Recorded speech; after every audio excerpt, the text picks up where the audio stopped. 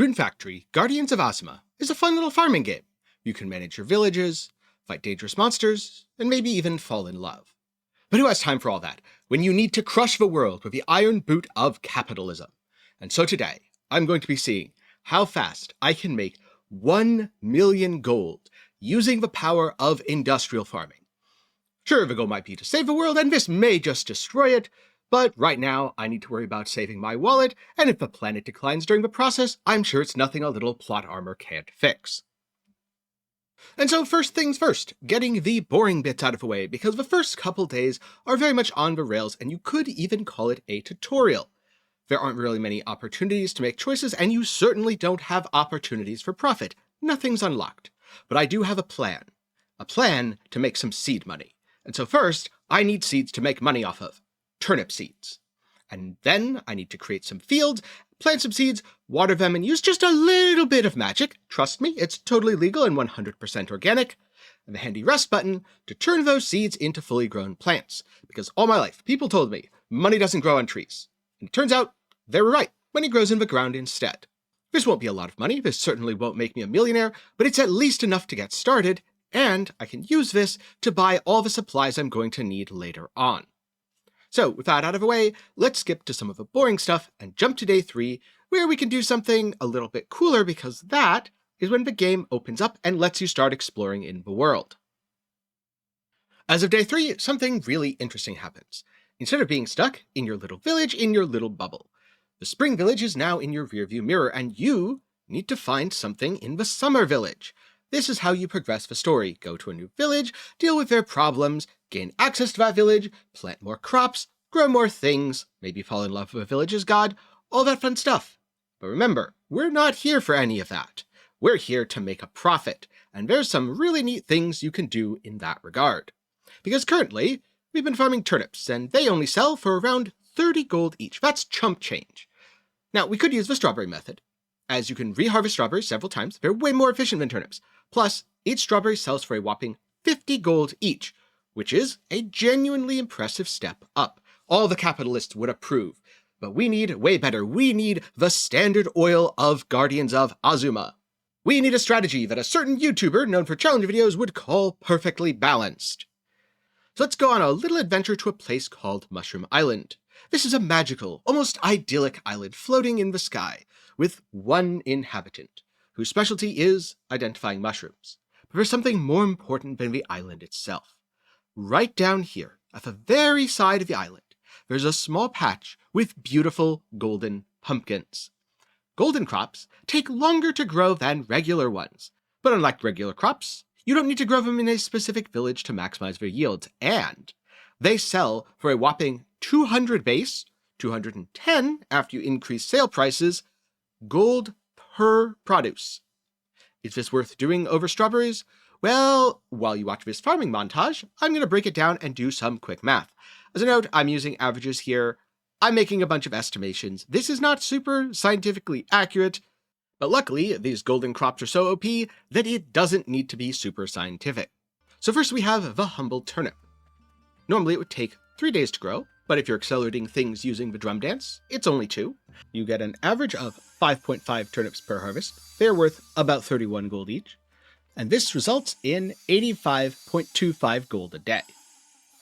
Now strawberries are a little bit more complicated, because strawberries take 6 days to grow, but after they are harvested, you can reharvest them a somewhat random number of times. Yeah, this is going to be really hard to science.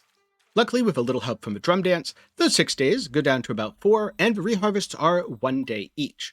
So 6 total days for 3 strawberry harvests. You get 6.5 strawberries per harvest that are worth at least 50 gold each, probably a little bit more. Assuming you have a small sale bonus or slightly higher level strawberries, let's even call it 53 gold each.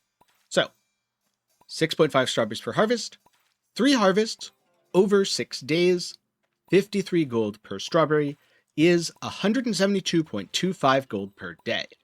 But then you have the golden pumpkin, which takes 4 days to grow. You get an average of 4.5, and they sell for 210 gold each. In other words, you get 236.25 gold per day, making this the best option, at least for now.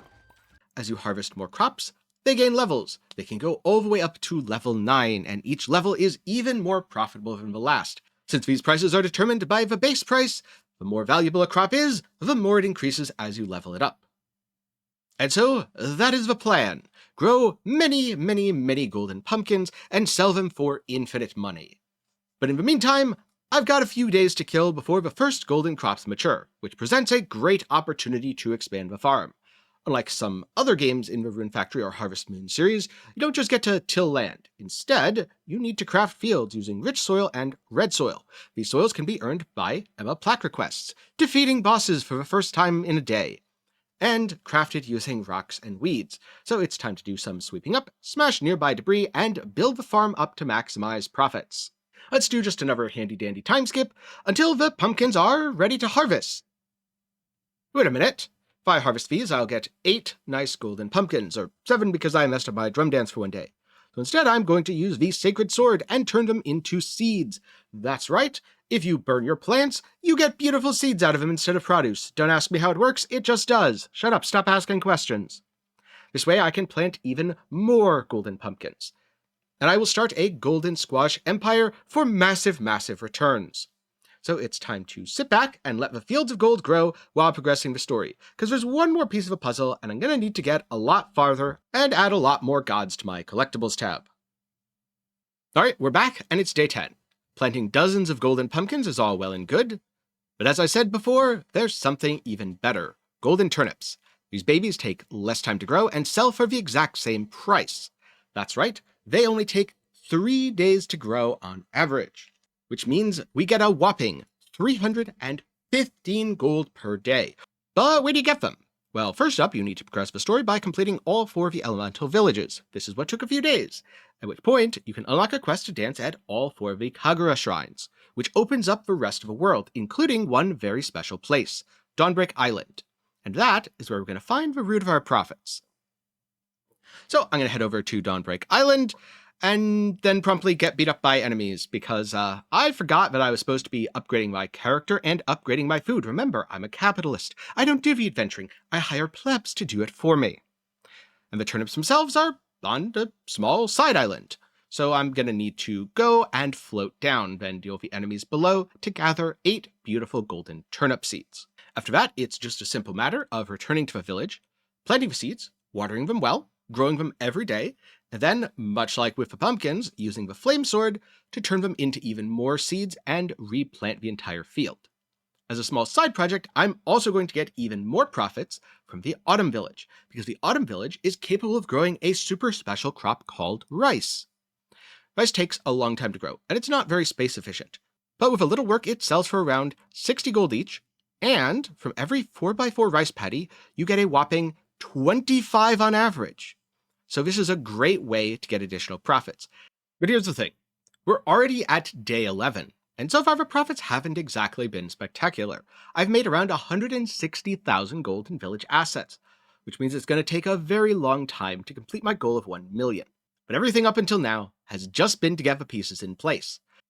But how much am I going to expect if I start harvesting all the golden crops and all the rice?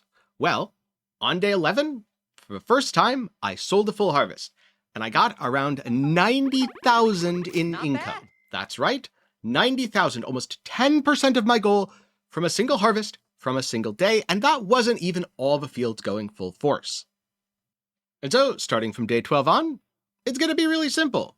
I wake up, I water my crops, I make them grow better, I harvest things, and then I go to sleep. And then I wake up, and then I water my crops, and then I make them grow better, and then I harvest things. Who knew that playing the game in a way that is absolutely not intended, and ignoring all of the villagers, all of the side content, and even the combat was so effective?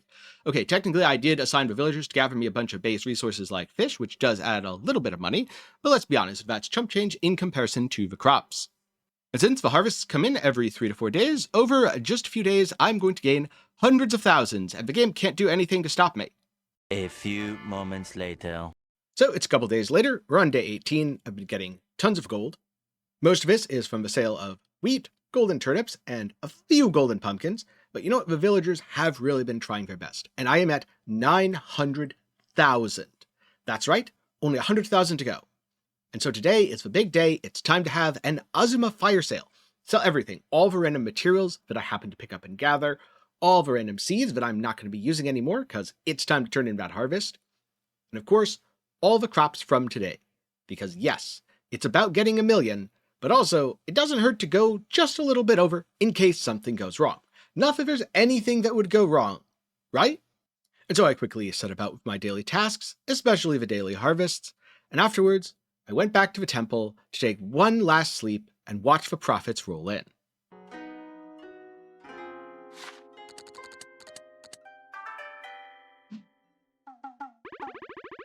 Wow! Yeah, remember earlier when I said not even the developers could stop me? Turns out if you neglect the village, you get a penalty that reduces your income by 50%, so they sure tried their best to stop me. But because I had so much extra, 300,000, and I only needed 100,000, as it turns out, well, A, maybe I could have done it a day sooner, and B, this last twist of a final moment was not enough to stop me. I have successfully become a millionaire in Rune Factory, Guardians of Azuma. Alright, so that's a wrap on the video. Thank you very much for watching to the end, and I'm glad you enjoyed. Originally, I was just going to make a guide on the best crops to plant, but then I realized the best crops to plant are kind of boring. In the autumn region, it's rice. Everywhere else, it's golden crops, although strawberries in spring are highly competitive, surprisingly so. But the idea of making a guide on the best crops didn't really excite me.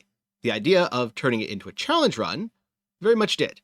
Originally, I was going to try to do it in under 30 days, but turns out that would have been way too easy, so instead I decided to do it as fast as possible. And I think I did a pretty good job. There was a penalty at the end. I probably could have gotten around a penalty by liquidating one day earlier, which would have fit me into the 17 range. Also, just advancing the story a little bit, talking to the villagers, that kind of stuff. So maybe I could have shaved one day off here. But it was also really funny to see that penalty come in, almost as if the developers were actively trying to stop me from completing the challenge, so I left it in the video and I didn't do another attempt. But anyway, that's it. If you're looking for something else to watch, I'll link a couple other challenge videos up in the card and down below. Beyond that, if you enjoyed this and want to see more of it, do be sure to get subscribed and leave a like while you're down there. But for now, I'm going to get going. Thank you again for watching to the end. I'm glad you've enjoyed. I don't do challenge videos too often, but whenever I do, I have a ton of fun making them, so I'm sure I'll be doing more in the future, and I hope to see you there.